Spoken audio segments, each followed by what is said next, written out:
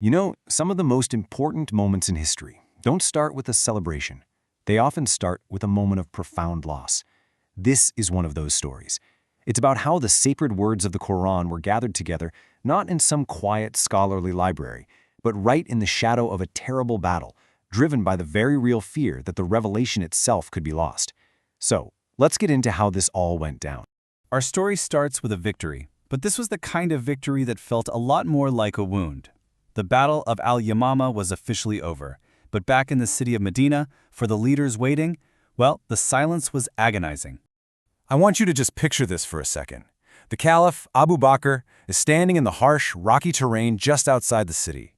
He's not in a palace, he's out there with his companions, his eyes fixed on the horizon, just waiting for that messenger to return. You can almost feel the tension hanging in the air. But while Abu Bakr was waiting, the final moments of the battle itself took a very strange turn. The Muslim commander, Khalid ibn al-Waleed, and his army, and you have to remember, these men are absolutely exhausted. They approach the enemy's last fortress, and when they look up, what they see just stops them in their tracks.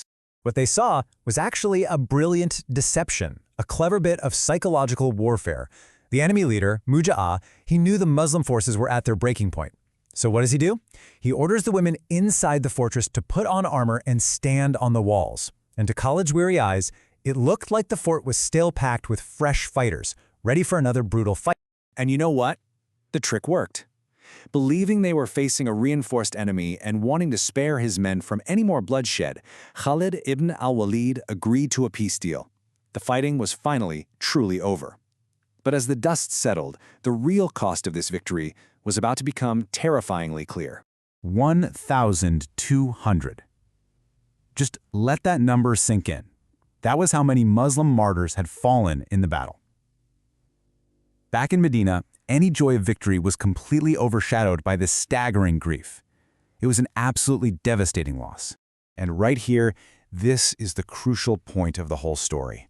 The tragedy wasn't just the number of lives lost, it was who these men were.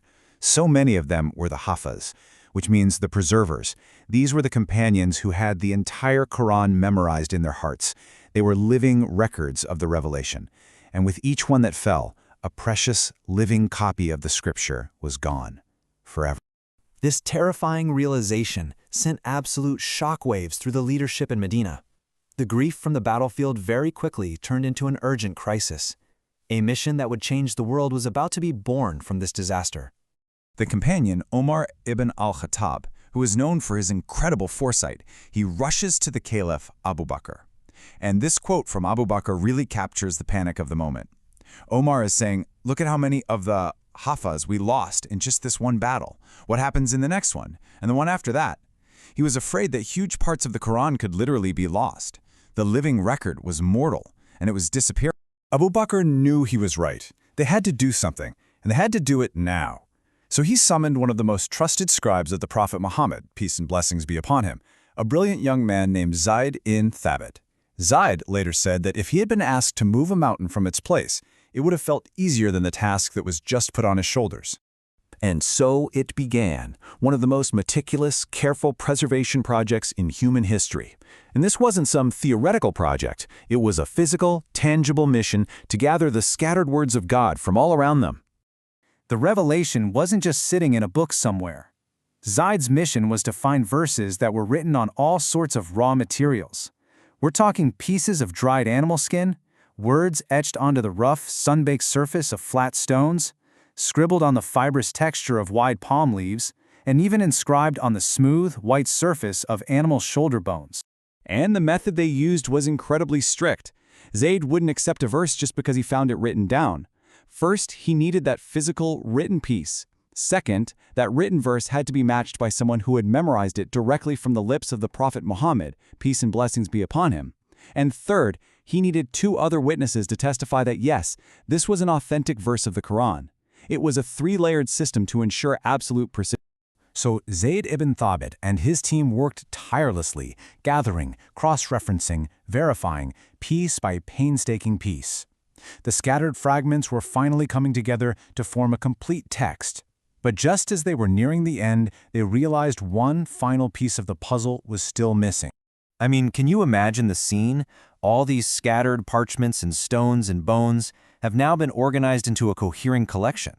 That initial anxiety that started this whole mission is slowly, finally, turning into relief. It seemed like every single verse they knew of had passed that incredibly rigorous three-step test.